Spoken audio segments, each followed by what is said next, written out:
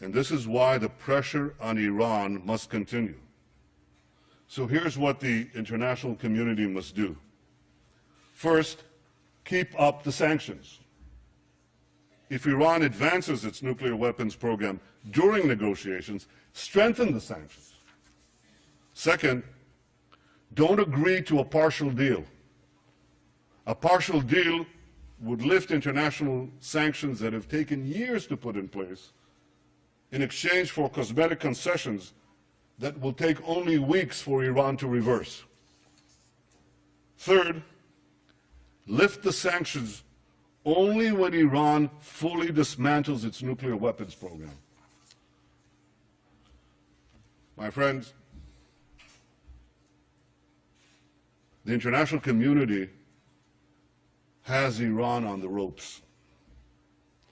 If you want to knock out Iran's nuclear weapons program peacefully, don't let up the pressure. Keep it up. We all want to give diplomacy with Iran a chance to succeed. But when it comes to Iran, the greater the pressure, the greater the chance. 3 decades ago, President Ronald Reagan famously advised, trust but verify. When it comes to Iran's nuclear weapons program, here's my advice. Distrust, dismantle, and verify.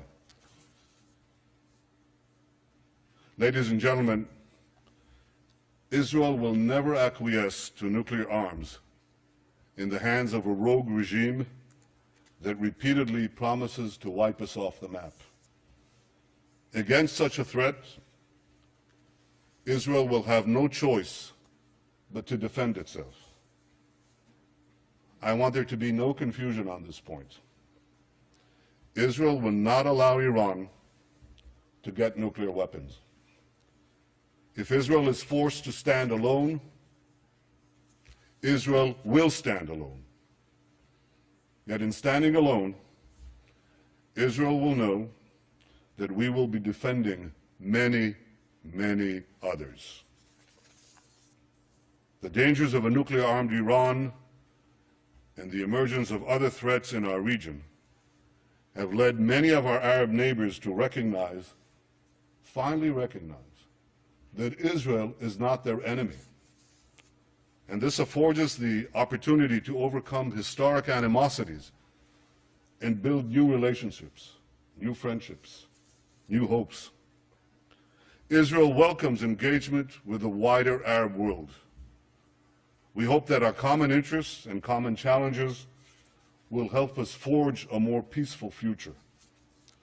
And Israel continues to seek an historic compromise with our Palestinian neighbors, one that ends our conflict once and for all. We want peace based on security and mutual recognition, in which a demilitarized Palestinian state recognizes the Jewish state of Israel. I remain committed to achieving an historic reconciliation and building a better future for Israelis and Palestinians alike. Now, I have no illusions about how difficult this will be to achieve. 20 years ago, the peace process between Israel and the Palestinians began.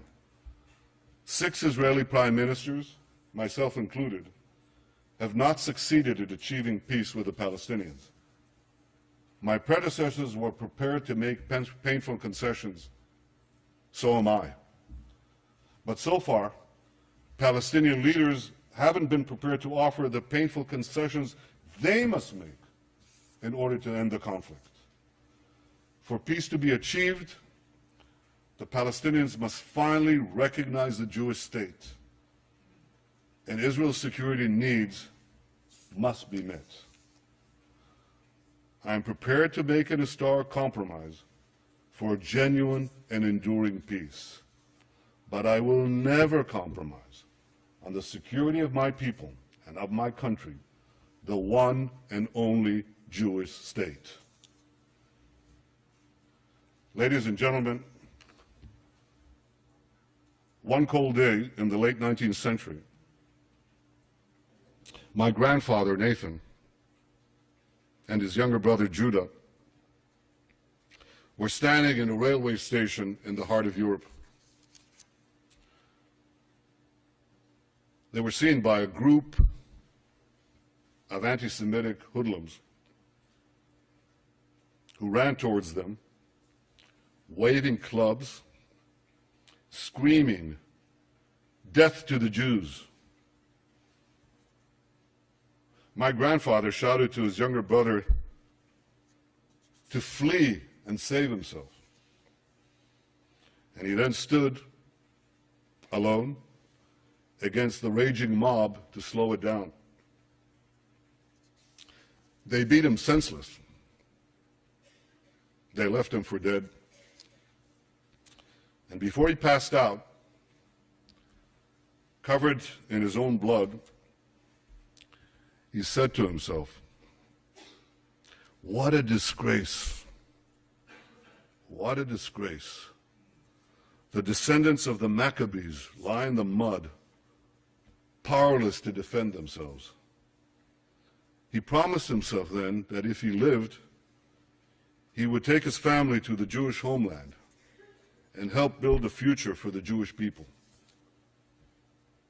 I stand here today as Israel's Prime Minister because my grandfather kept that promise.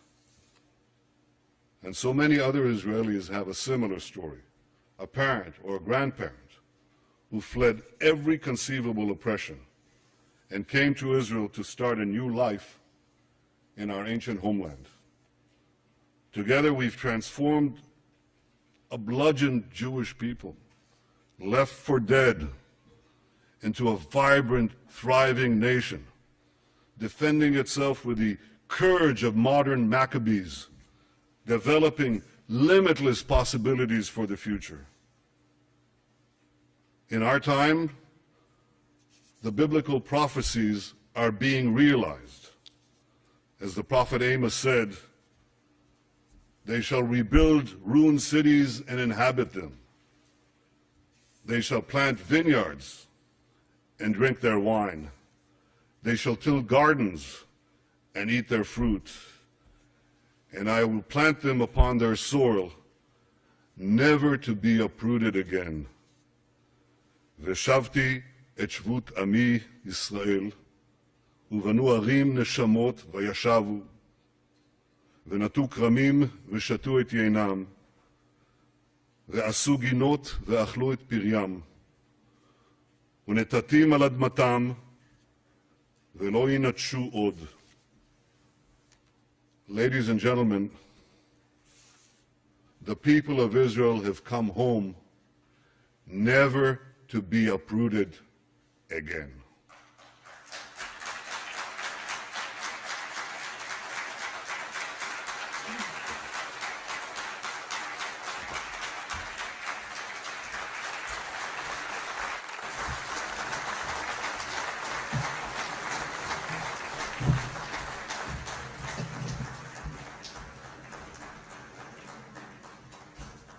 On behalf of the General Assembly, I wish to thank the Prime Minister, Minister for Foreign Affairs, and Minister for Public Affairs and the diaspora of the State of Israel for the statement just made, and I request protocol to escort His Excellency. We have heard the last speaker in the general debate.